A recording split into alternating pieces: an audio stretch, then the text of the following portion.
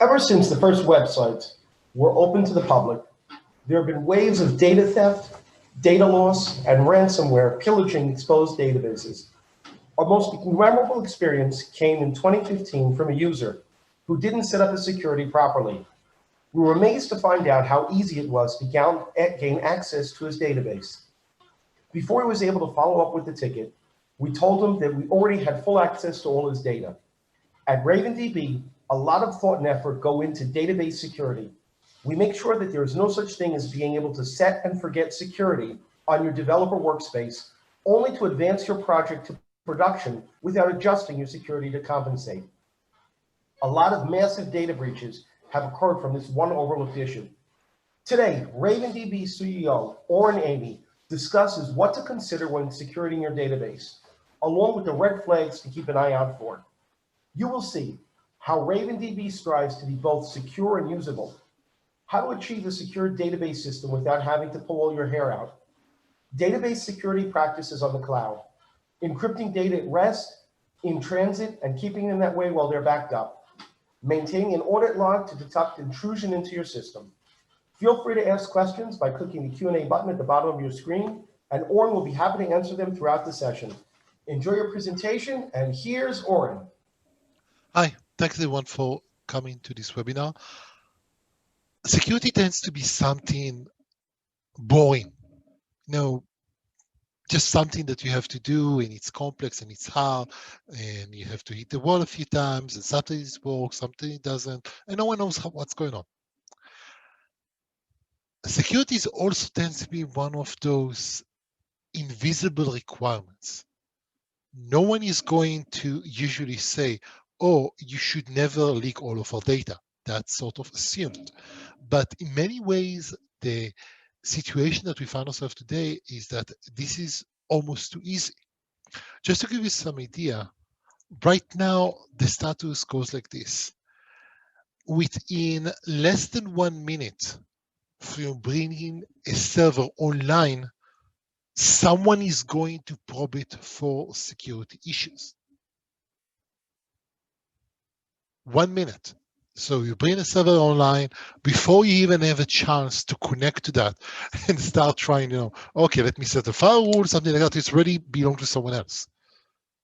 ZMAP, according to not really that much hard effort, can scan the entire IPv4 address space, 4 billion addresses, in 5 minutes. Here is Shodan. If you're not familiar with Shodan, this is a, we'll actually show you. This thing is a search engine for Internet of Things. Unfortunately, it also means that people that you can explore here and try to find public available webcams or refrigerators, or you know what? Publicly available databases, which may seem insane until you realize that this is possible. Unsecured database with critical data. Now, to be fair, you're not likely to find this, at least not with RavenDB. But try to think about this. What are the chances that you're going to go online and find a production database with production data, available, just no password whatsoever? That's insane, right? No one would do that. I mean, that's just, even there used to be the default install of SQL Server. I think it was either 7 or 2000 or something like that. So we're talking about 20 plus years ago, in the age where putting a database on the internet was not something that you did ever. But then there was a default password essay with no password. Okay, that's bad. But today, with everything is connected and we understand that there are, hackers, let's check for Elastic. And I'm checking for Elastic because they have a REST API. And here is an unsecure database. And let's see if I already searched for that. So here is a few indexes. And if I remember properly, there is a way to do.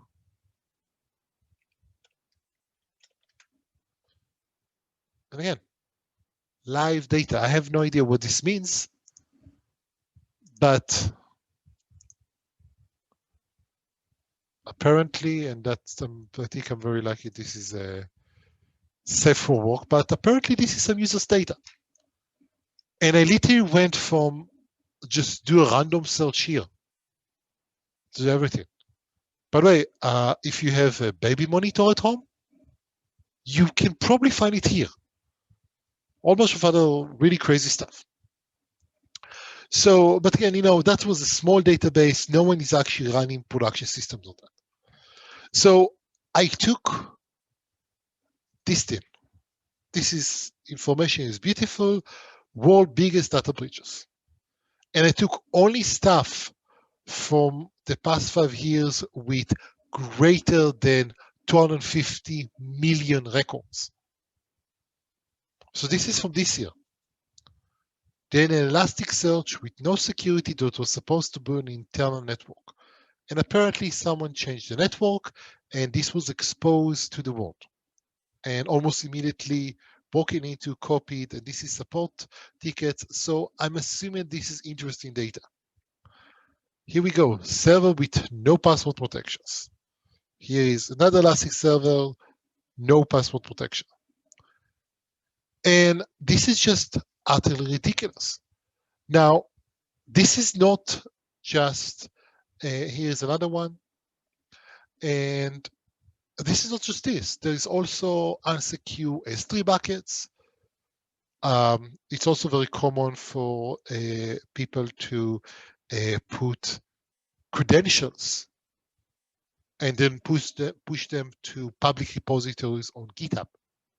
Just to give you some idea, it gets to the point where if you publish an S3 access key to GitHub, GitHub will scan it and alert AWS that would disable that because it leaked. They had to build something because it was that common. And it's every month or so, there is something in Hacker News, but I monitor the logs of GitHub, and I found this access pattern and those sort of things. For that matter, I'm pretty sure I can go and do that right now. Let's go to GitHub. Let's search for connection string, password, and let's search for code. And what I want to check, let's check for Java, let's check XML. Probably there is going to be something. Oh, here you go. I mean, this is utterly ridiculous. But you know what?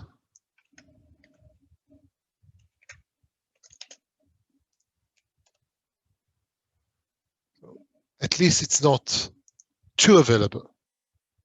But I mean, that doesn't take any effort on our part to find some interesting details. Here's a password.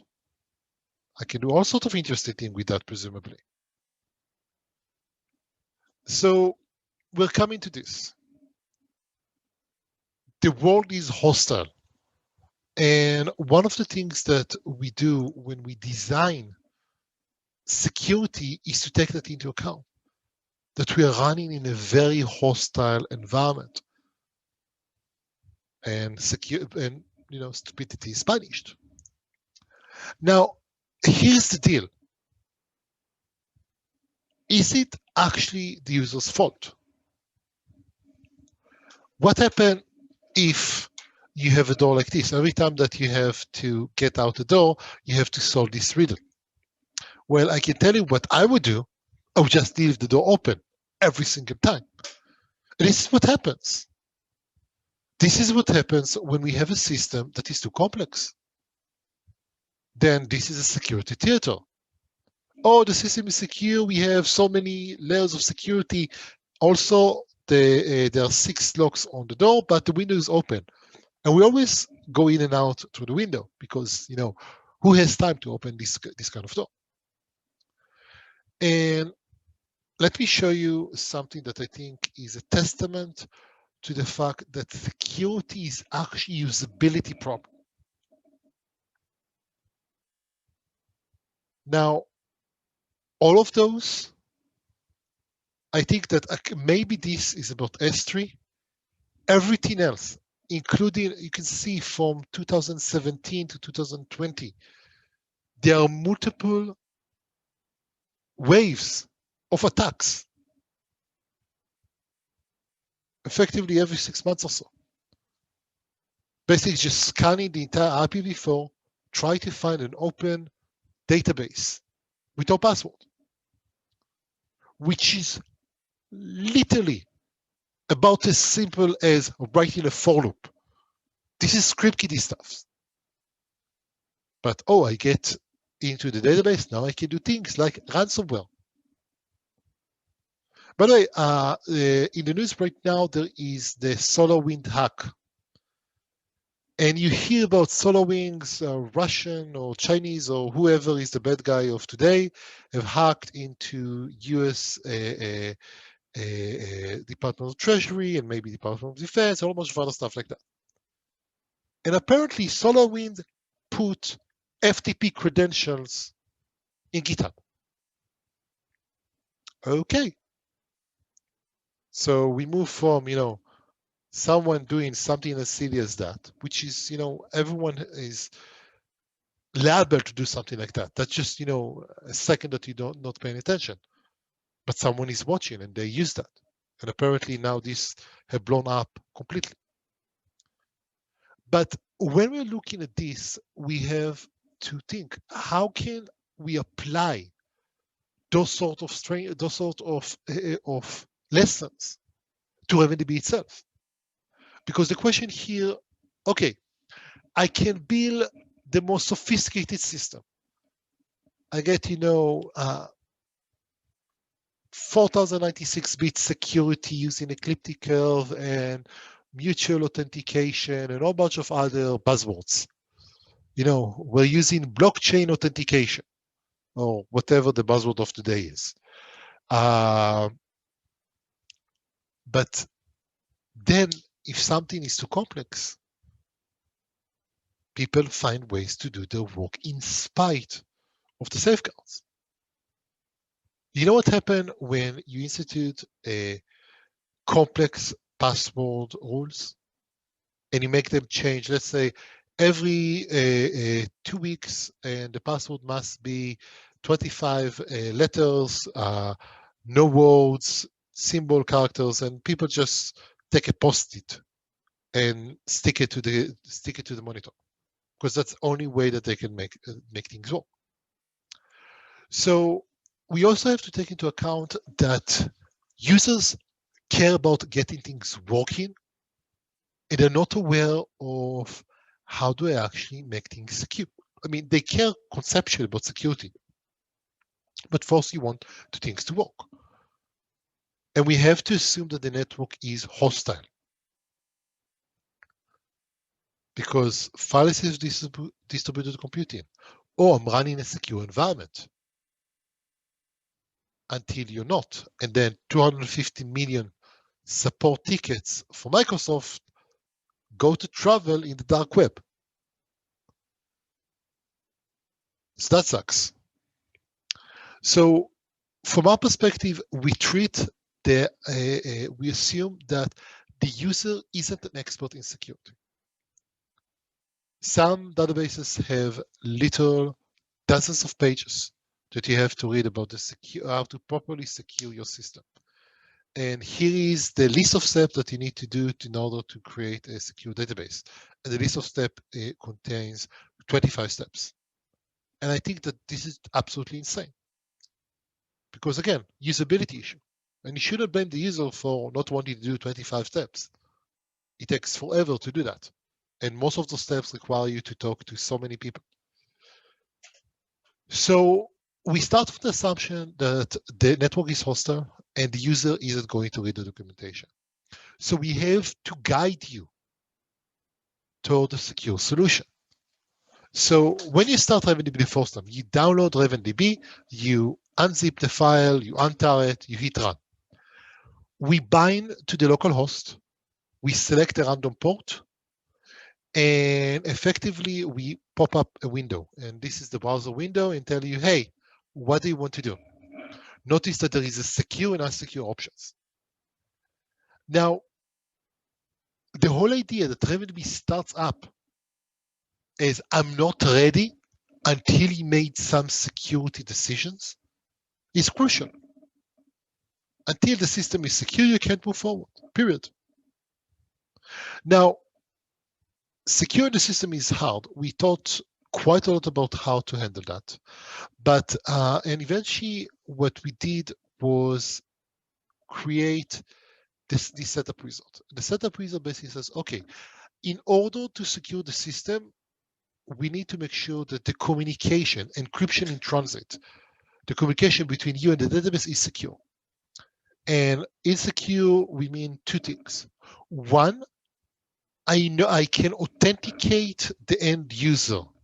I know that the end user should have access to the database. And two, no one else who is not the end user should be able to listen in and understand anything. Now, we could invent some fancy stuff, but we chose to use the industry standard because we are not expert on security. We want to lean on people who are. So we require a certificate, HTTPS certificate or TLS certificate in order to complete the setup process. And we have all sorts of requirements. So we require that we run on TLS 1.2 because the older versions are vulnerable. Notice, by the way, that we will still allow you to connect. And the only thing that you'd be able to do is to say, hey, I'm trying to connect using 1.1, 1.0, and we say we connect securely. Well, it's not that secure, but we'll complete the handshake, and they'll give you back an answer. Hey, you're wrong. You're doing things wrong. For example, let's look at this instance. What I'm going to do now, I'm going to try to connect to secure instance using HTTP. And I'm probably not going to work here. Let me try.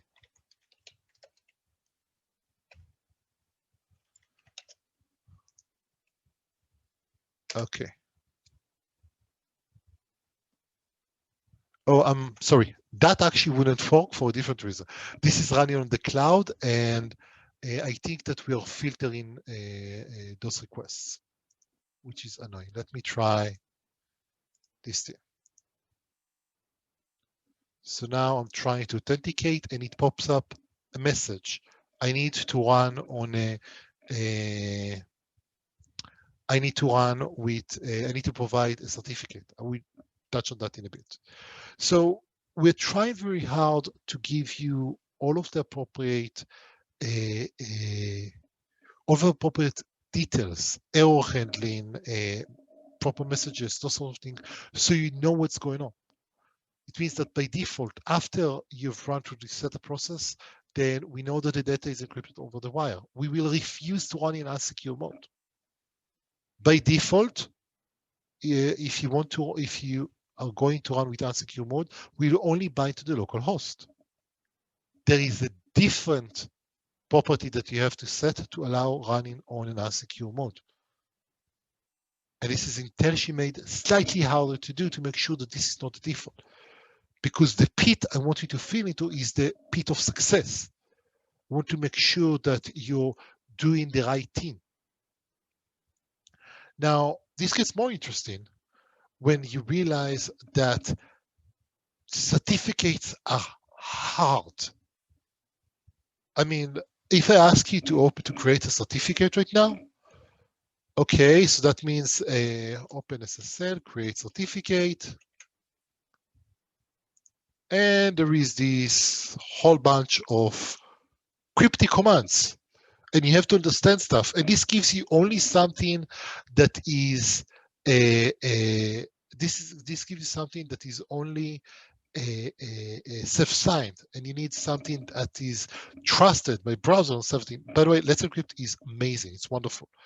We actually looked into before Let's Encrypt was in common use, what would be the cost of doing that with a commercial entity, and the cost was something like dollars per certificate, which is obviously we're talking, if you're buying 30, 40,000 licenses, which is absolutely insane. Sorry, 30, 40,000 certificates on a yearly basis. And we would pay, some tens of thousands of dollars for that, which is unviable. But now that we have Let's Encrypt and there are other ACME protocol that you can use, things just work and you have a trusted certificate. So I actually have a video of me going through the process and hitting next, and it takes about a minute and a half, including updating the DNS. But what you end up with is something like this, either running on the cloud or running on your own machine with the IP that you provide. And this is secure and running and all of the usual things, and you don't really have to think about that. And again, by default, you fall into the pit of success. Now, another consideration that we have to take into account is that not everyone is running in those environments. We have quite a few users who run in highly secure environments, no external connection. I want to run on my own certificate of authority, almost for other stuff. I need to load that from a hardware security model. So the scenarios that we're looking for are actually quite complex. How do we manage that? And the idea here is that we do this.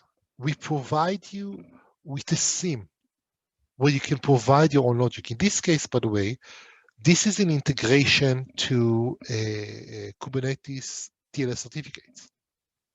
And you can see that, okay, when you want to load a certificate, run OpenSSL, merge the key and the certificate, and give me out a PFX file. And we will invoke this command in order to execute and get the certificate. Now, this is any arbitrary command that you want, and you define that in the RavenDB configuration. So if you want to pull data from an HSM, well, you just have to be able to execute these commands, which means, by the way, that we are able to integrate. We sometimes get a question from customers. Can you integrate with Azure Vault? Can you integrate with YubiKey? We actually have a user who has, in order for RavenDB to start, a user has to come in and put a YubiKey and press a button to authorize the startup, which is very funny. But it's a single line command that you have to put in the configuration, and it works. That's amazing. Okay, let's go. So other things that we have to take into account, certificate has an expiration. Let's Encrypt has an expiration of 90 days. And the common and recommended manner is to not go higher. I think that the maximum that you can do right now is 1 year, and it's dropping. So very soon, browser would simply refuse to accept certificates that have longer validity period than a year.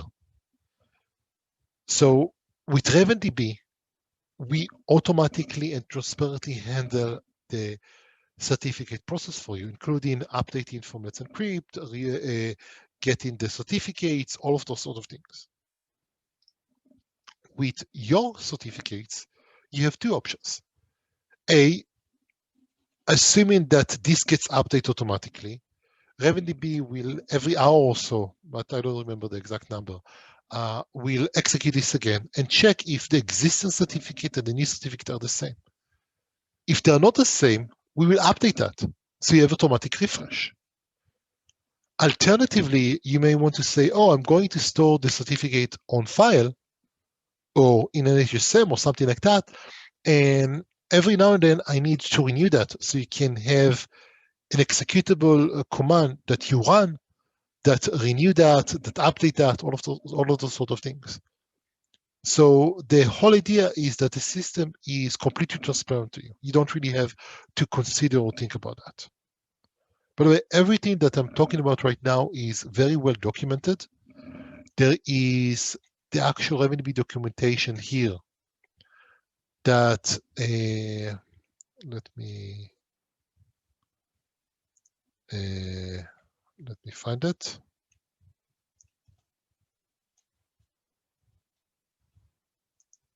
No. There is the documentation here that goes over all of those details. In addition to that, there inside the book, there's a whole chapter that talks about this. And exactly all of the details with the background information, everything. I'm trying here to give you the enough information so you know where to look at and where to search. Not necessarily to give you, okay, here is how you integrate with YubiKey, here's how you integrate with HashiCorp and those sort of things. Another thing to also take into account, the security of the system. In this case, we're always talking about a single node, but this is actually running in a cluster. So RavenDB is actually going to say, oh, one of the nodes will execute this, and then I'm going to distribute the new certificate, which I'm going to pass over encrypted channel, obviously, to all of the other members in the cluster. The things are just working this way, which is lots of fun for us. Now, another thing that we have to take into account, what happens when I lost the key? Which sounds reasonably stupid. What happened if I lost the key? Well, what happens then? It turns out that one of the very important consideration that we have to make when designing our security system is answering this question, because this will absolutely happen, and you have to consider what to do about it. Now, from our perspective, there are two separate considerations that we have to make. On the one hand, we have to allow an authorized user to connect to the system to recover lost access. Remember, authorized user, which is a very important detail. On the other hand, we have to prevent an unauthorized user from accessing that. Now, and in what scenarios do you think may we lose access to the system? One of them is, for example, oh, I haven't updated my certificate, the one that I'm using to authenticate against the cluster, and it expired. I've just forgot about it. RavenDB is running in the background. No one thinks about it. It's just running there. Everything is working. No one thinks about it. And a year later, I need to do something. Or the person who managed RavenDB quit the companies, out sick, all of those sort of things.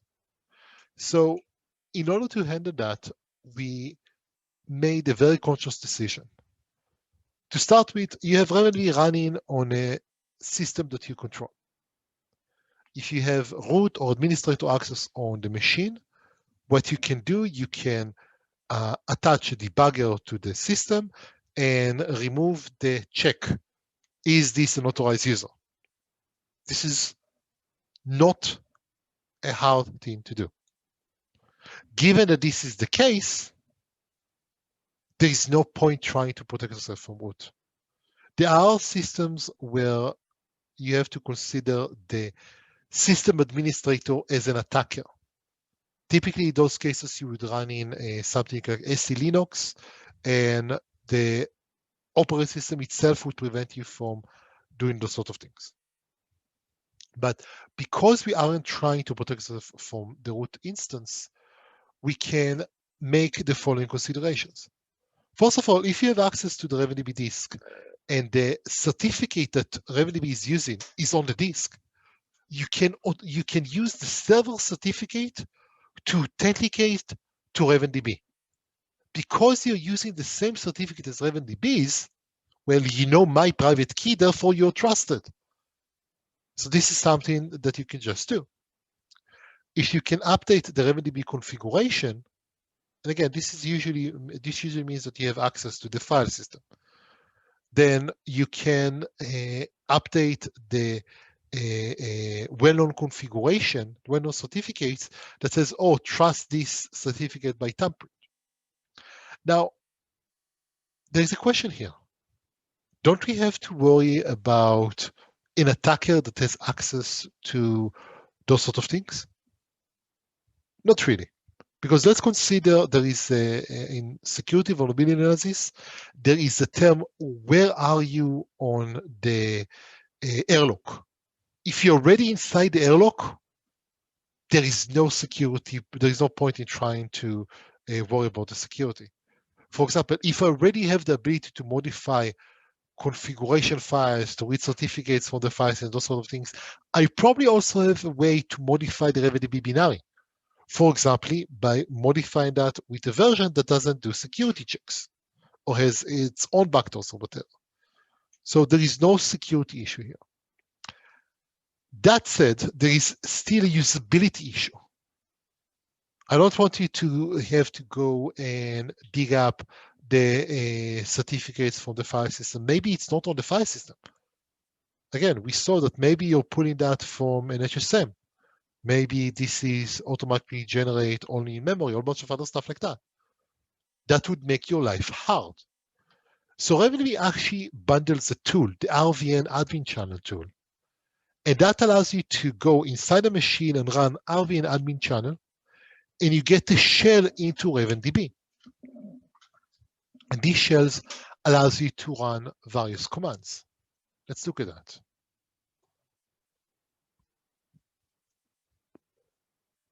Here we go. And you have root access to this, and you have the ability to execute things like trust server certificate, trust client certificate. I think that in this case, the documentation does a much better job of showing this.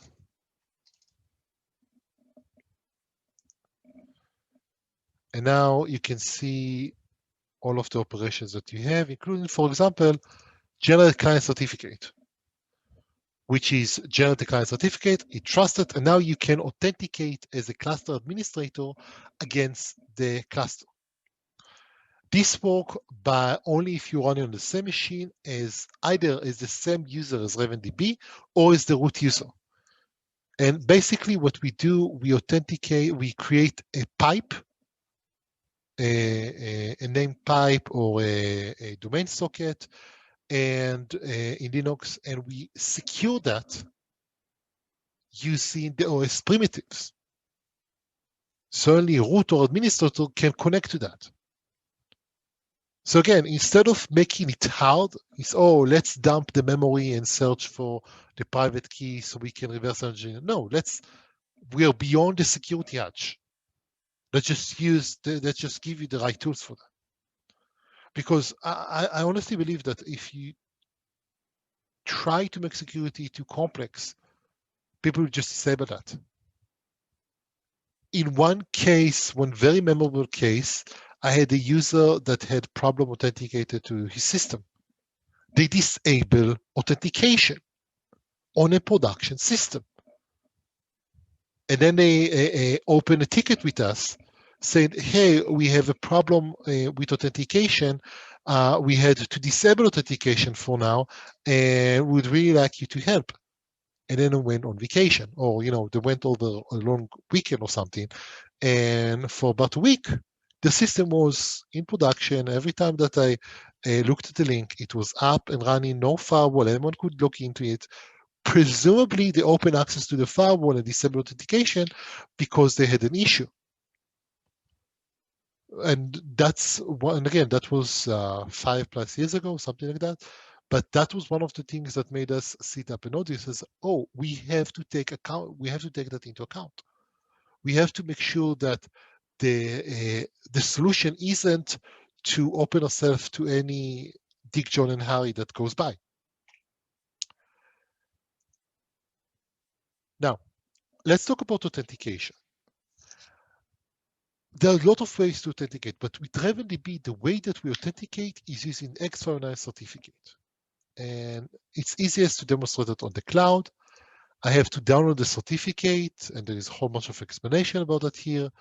But basically what I need to do, I need to register this certificate in my machine. And now it tells me authenticate using the certificate. And I've done that, and you can see that this is running over a secure system. I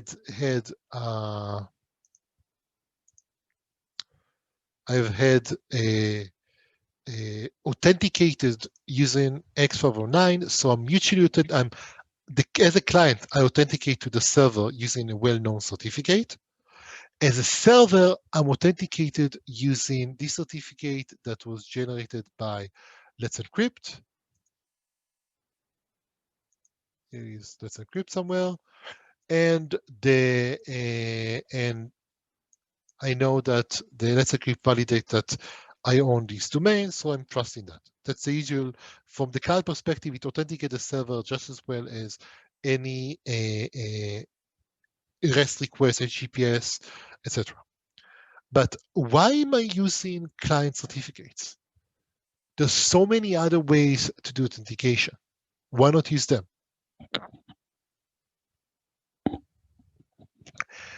And there is one very important aspect here. It's debuggable. The actual authentication is cryptographic secure. It's been through so many reviews. We also get for free, basically, authentication and encryption. And the server and client authenticate each other. It can be used anywhere. This means, by the way, that you can use this with curl, with Fiddler, with all bunch of other stuff.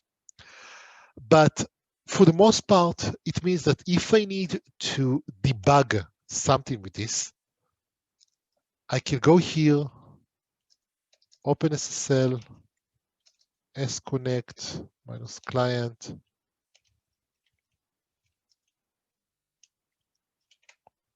or something like that.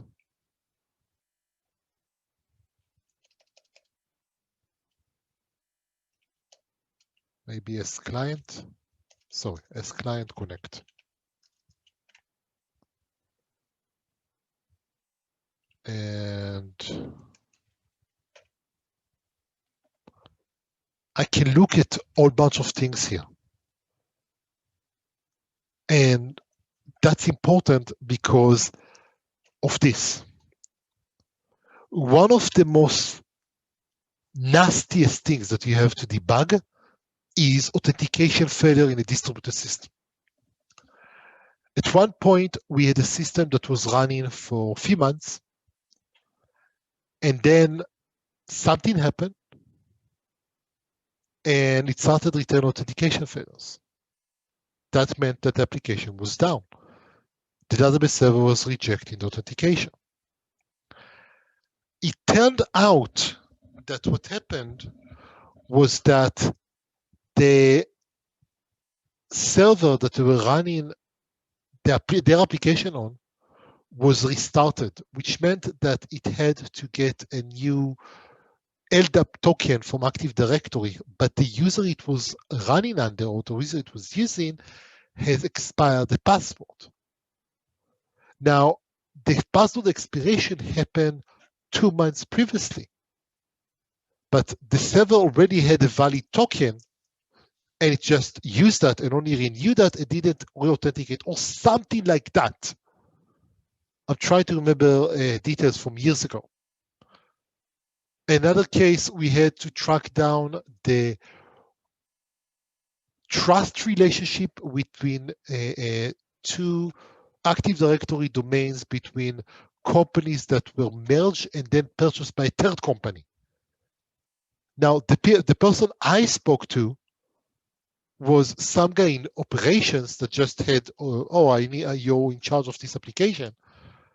And the person I actually needed to talk to was fired a year ago, and no one knew actually what was going on. So we spent 3 weeks trying to, and we're not LDAP experts. We didn't even know that we had to be LDAP experts, but it took so lot of time to try to figure out what's going on. So the answer was, no, we're not doing that at all.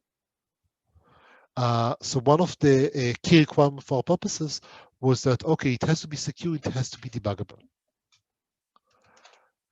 Another really important property that we get from using X509 certificates is that we only need to authenticate once per connection.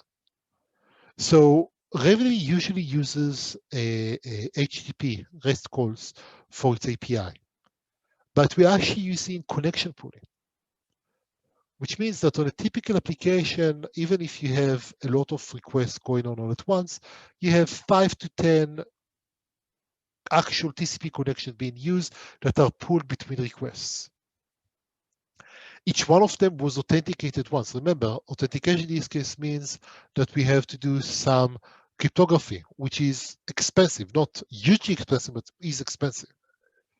Pretty much all of the other operations that we have, things like, oh, I have to do a bearer tokens and headers and all sorts of other stuff like that, means that they have to do work on a per request basis. That's much more expensive. Another thing that is important is that from client to server, the client trusts the server because the server is trusted using PKI, which means that the certificate is trusted, is associated with the right domain, and that's it. You can control that using by registering a root certificate, by trusting your CA, those sort of things. The server, on the other hand, trusts the client certificate because it knows about that particular certificate, which means that we don't care about PKI. You don't have to get Let's Encrypt to generate a client certificate. You can come up with your own certificate, which has no relation to anything else, and we trust that, including self-sign and everything else. We just use a certificate as a way to handle authentication. Do I trust you or not? Yes, because it's already registered. You can see it here in the certificates here. Here is a certificate, and I trust this. This is because this is a self certificate. This is how I authenticate. And I trust this because of this. Now, here is an interesting detail. Let's go here. And where is it? Let's look at this.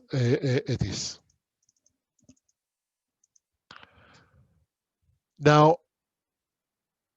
this is actually trusted. If it would be nice enough to show me the chain, this is actually the issuer is this thing. It doesn't trust this thing because it doesn't trust this certificate. It doesn't show me the certificate root because this certificate doesn't actually have the rights to create additional certificates, but we don't care about that. We just care that this is a valid certificate that is registered here. Another thing that is important, if I'm going to look here, this is trusted until 2025. This certificate, which is actually this certificate, is trusted only until March this year. We explicitly don't care about that. You gave me a certificate, I don't care about its parentage. I just care about its own validation. Now, this is important because it means that you may have certificates that come from third parties that you don't control, and you can still make them work. Now, how does it, so this works when we're talking about servers, between a server trusting the client. How does it talk between clients? How does it work if I want to set up, the initial security in the cluster? How do the node knows about each other? And the answer is very simple. In most situations, the nodes in a cluster are going to use the same certificate, either a wildcard certificate or multi-subject authority certificate that has all of the nodes in there. And if they're using the same certificate, they're inherently trusting each other. A server will always trust its own certificate. So that simplifies the deployment enormously, because you don't have to establish trust initially between all of them. The other alternative is to go ahead and run the register explicitly. And this is done by trust server certificate.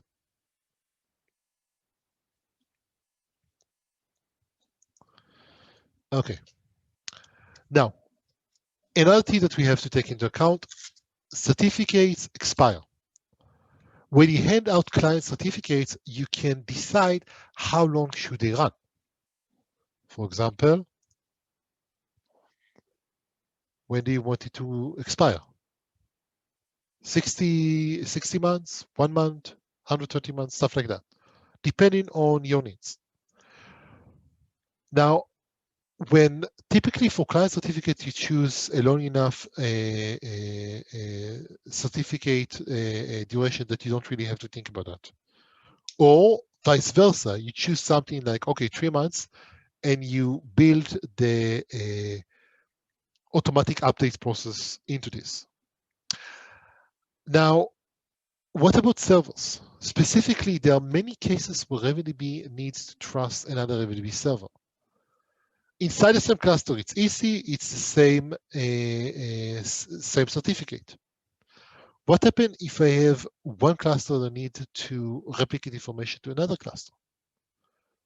If they're using something, let's encrypt every 90 days, but actually every 60 days, because this is the duration that we'll start refreshing the certificate would change. This happens automatically. So try to imagine I have two servers that trust each other. This one update its certificate. It happened automatically. It happened at some point between 60 and 90 days after this happens. As an administrator, I have to remember to do that and to register that with the other side. And that sucks because this may happen at 2 a.m. And at the same time, I may have active connections that are using the old certificate, new connections that are using the new certificate, and it's a mess. In order to manage that scenario, RavenDB use public key pinning.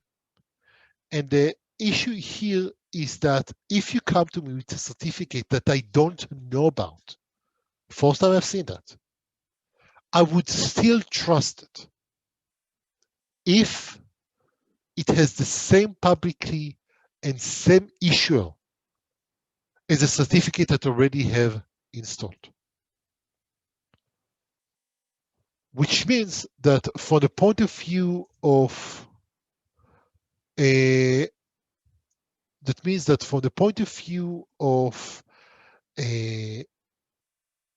servers that update their own certificates, and again, using Let's Encrypt, well, whenever I update my Let's Encrypt certificate, I reuse the same key.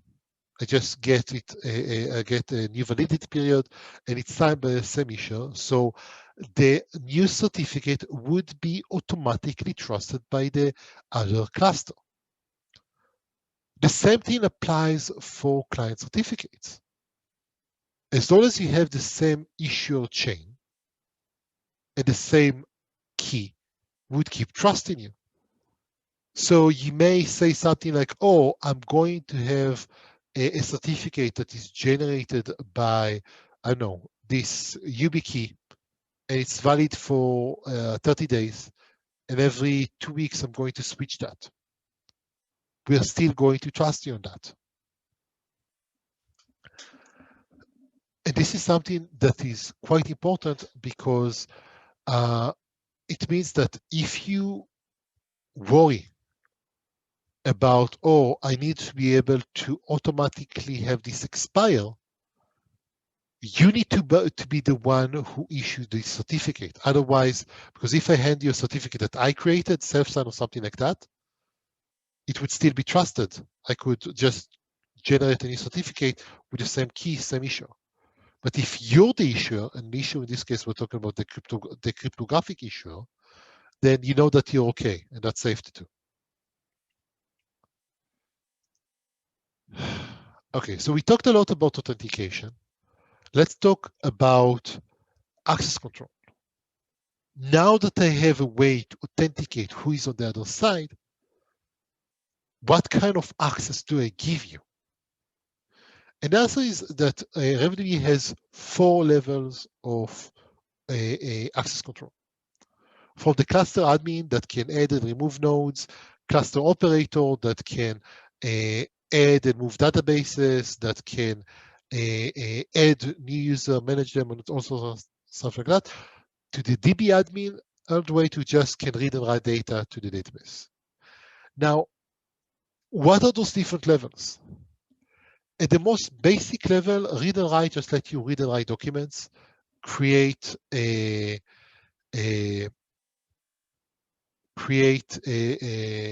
JavaScript indexes, and that's roughly about it. DB admin can also create indexes using C#. And by indexes using C#, I'm talking about something like this.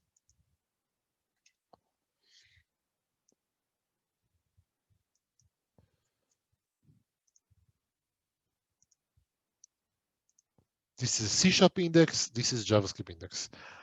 This you can create using read-write. This you can create only as a DB admin. Other things that we have to take into account, as a standard user, have access to this.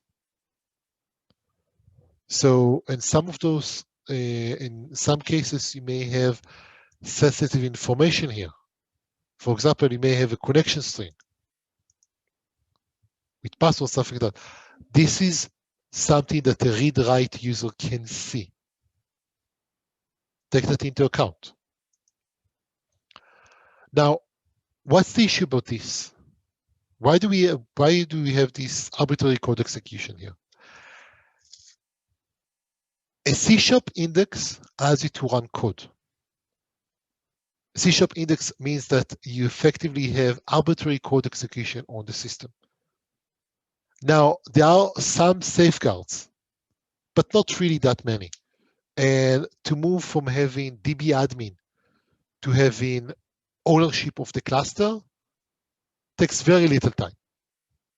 But one of the considerations that we have for the cloud and for the security in the cloud is we assume that if you have operator or DB admin access to the machine, you can escalate to owning the cluster very quickly. Now, given that owning the cluster is owning your own cluster, this is not a security issue. But it's important to understand that if you give someone DB admin access, it's giving them a arbitrary code execution, which ownership of the database with some steps involved. Now, because of that, you can give them just read-write access, which doesn't have this, but you still have to understand that they have access to anything in the cluster. We explicitly don't have something like read-only. Why? Because if you have just read-only, we have to consider, this is, by the way, something that we're considering to add in, but there are issues with the design of that. What happens if I issue a query that generates a new index?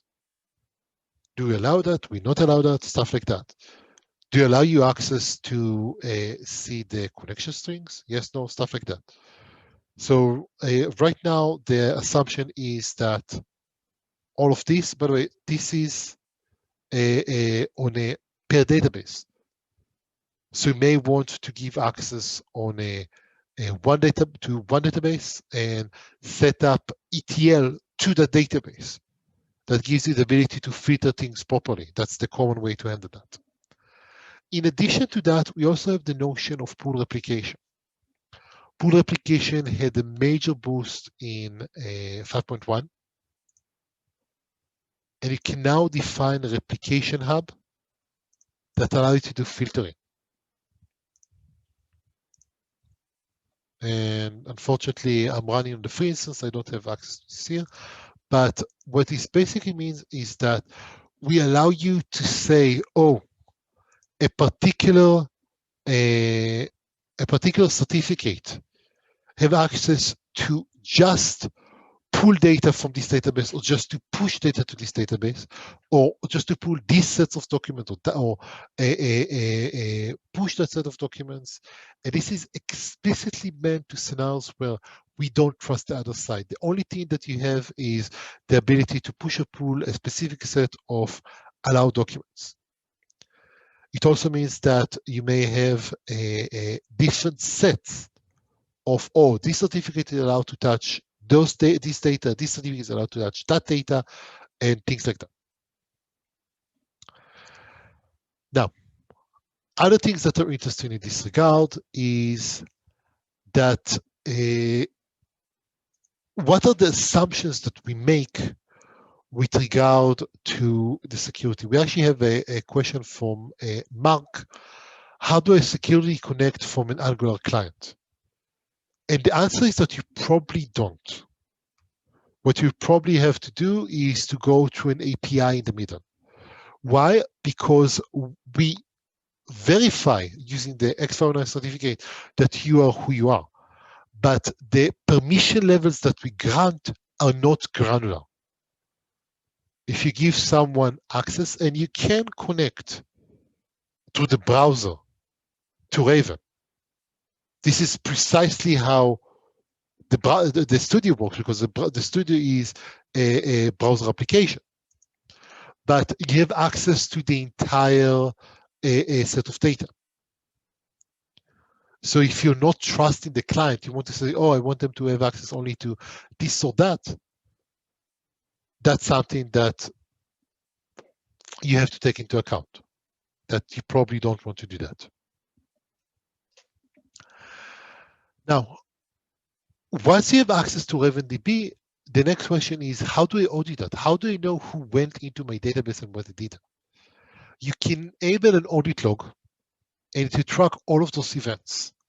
When it was connected, when it was closed, what are the privileges it was granted, etc. Note that we don't try to track every single operation that you did. So the audit log will not tell you, oh, we modified this document, that document, and stuff like that. There are few reasons for that. In many cases, that would mean that we would have to log the document IDs, and in many cases, document IDs themselves may contain sensitive information. For example, you may have a document ID that contains an email, which is PII, personally identified information, which you shouldn't do, not much of other stuff like that. There's also the consideration, oh, if I'm auditing that level, do I also want to audit things at the level of what were the modification to the data that you did? And at that point, you're probably better served by using the revisions feature. But just so you know, that's the typical way that you would handle auditing and that scenario. So far, we talked about authentication and encryption in transit. Let's talk about authentication, encryption at rest. When you're storing the data inside of RavenDB, on the disk, it sits in plain text. I can go and open a RavenDB database and look at the raw data. By the way, notice that the data is actually signed. So if someone modified the data on disk, we will notify that and alert on that. Notice this signature isn't secret, so it mostly protects against data corruption. When we're using encryption, on the other hand, the situation is different. I can configure transparent data encryption like this. I have to set this up. Notice that one of the requirements is that I will tell RavenDB that yes, I will remember this thing. Why? Because RavenDB will not help you that. Remember that I mentioned that there are some things that we allow you to handle because you have access to that? Well, if you lost the encryption key and you just have access to the raw data, RavenDB has no way to recover from that. That's by design. So if you have an encrypted database and don't have the key, well, this is going to look like random data, and that's as appropriate. We use Ekchacha, which is a well-known IETF certified encryption algorithm, 256 bits key. And the key here, the idea here is that we use transparent data encryption, which means that right now, well, again, no license for that. Sorry, I should have used a different cloud instance, not a free one. But by the way, if you go here and select a non-free instance, you will be able to run all of those features that I hit the issue. Now, the idea here is that you hit that, and once that, everything else behave the same. You don't have to think about how the data is encrypted. Now, and it is really encrypted. So it's transparently encrypted, but what do I mean by encrypted? It's encrypted in memory and on disk. We only maintain that as plain text form when there is an open transaction. And we maintain that on physically locked memory. Now, the actual details are, we have a security report, then we audited that implementation, and we go into a lot of details there, but the whole idea is that there is this key, the master key for the database, and then we derive a separate key for each individual page in the data file. So even if you somehow manage to break into this key, you only get access to 8 kilobytes of data. And the indexes are also encrypted using a different derived key, and each page there is modified using blah, blah, blah, blah. I should note that there is some index data that we maintain in managed memory in plain text. The field terms and stuff like that might matter in your scenario, depending on how severe your data safety requirement. You may need to run with no swap or with encrypted swap in order to also protect against that. Key management. Every time that we talk about encryption, the issue of how do you manage the keys? Well, RavenDB manages the keys for us. For the certificate, for the encryption, I created this encryption key, I hit create, RavenDB stored the key. But first of all, I have to keep the key somewhere. My recommendation in most cases is print this out, put it in a log drawer or a safe or something like that. Funnily enough, this is a super secure system because that requires physical access to presumably a secure location, which is much, much harder than, social engineering attacks or those sort of things. The other thing is that the actual key has to be stored inside of RavenDB because it needs to decrypt and decrypt and encrypt those. So we actually store that inside of the system store. This is the location of this, where RavenDB store all of the metadata about your system. This is stored independently in each node in the cluster, and you actually have encrypted system where each node in the cluster encrypt the same database using a different key. On Windows, the actual disk, the actual key on the disk is protected using DPAPI, the Data Protection API. This means that this is protected using the user password, which means in turn, if you have an encrypted database on Windows and you change the user or reset the password of the user that RavenDB is running on, you will lose access to the encryption keys. This is by design. Because what this means is that if I'm running RavenDB as an administrator, as a user, and as an administrator of the system, I'm trying to take ownership of those files. If I don't have access to the user's password, I don't have a way of decrypting the data. On Linux, there is no such thing as dpuppy. So we're actually using, we encrypt we store the key in the system so encrypted, and we store the encryption key in this path. And this is now protected by the operating system file permissions. Note that in this case, as a root user, I can go and grab that. The problem in Linux is that there is no well-known wallet store that protects you against root attack from the root basically, so we didn't even try. Instead, we give you the same option.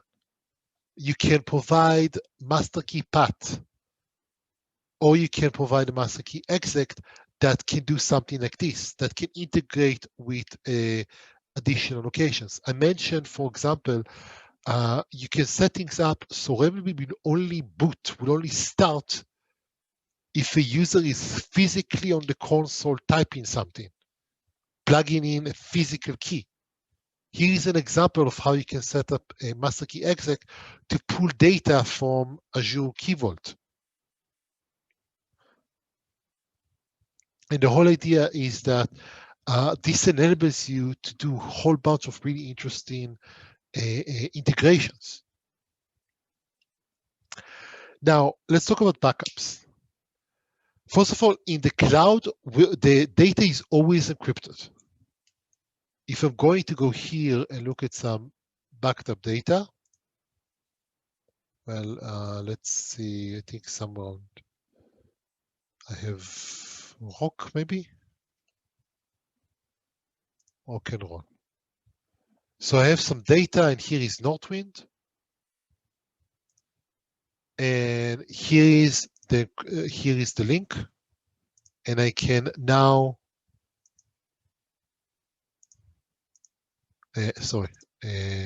restore over the cloud. Here we go. I need the encryption key. The encryption key can be seen here. This case, this is managed by the RavenDB cluster. Please don't steal my super secret Northwind data. Now, in the cloud, all of the backups are always encrypted. On your own system, on a backup configuration that you do yourself, then we have to consider the various options. If you're using snapshot backup, then the encryption depends on whether or not your database is encrypted. If it's encrypted, then the snapshot is encrypted using the same key, because the snapshot is effectively a binary copy of the database files. If it's not encrypted, then no encryption whatsoever. For backups, which basically means the content of your database, which means full backup and correct backups, you can choose to use the same database key or to use an alternative key. What the cloud backups do is to specify their own key for the backups. So we don't even have to trust the entity that is storing the backup data, because it never has access to the actual restore key. And as you saw, if I want to restore, I have to provide the key. Really important. If you set up backups, you have to remember what the key is. And you do it something like this. Create a backup, encrypt the backup. you have to restore, you have to remember what it is, because RavenDB will not.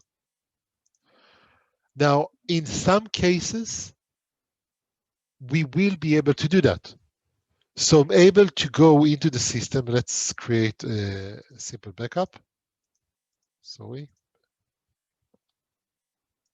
And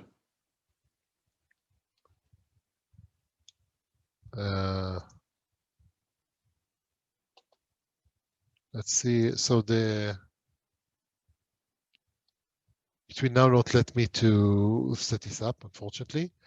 But in some cases, I would be able to go and recover this key from Raven. We are not trying to hide it too much. Again, because RavenDB needs to have access to this, so we have the ability to pull it up somehow. It's not easy, but I want to make sure that you don't assume that this is not impossible. This is also a symmetric key. In the same way, I have the ability to pull some data from Ranisa. So I can go here and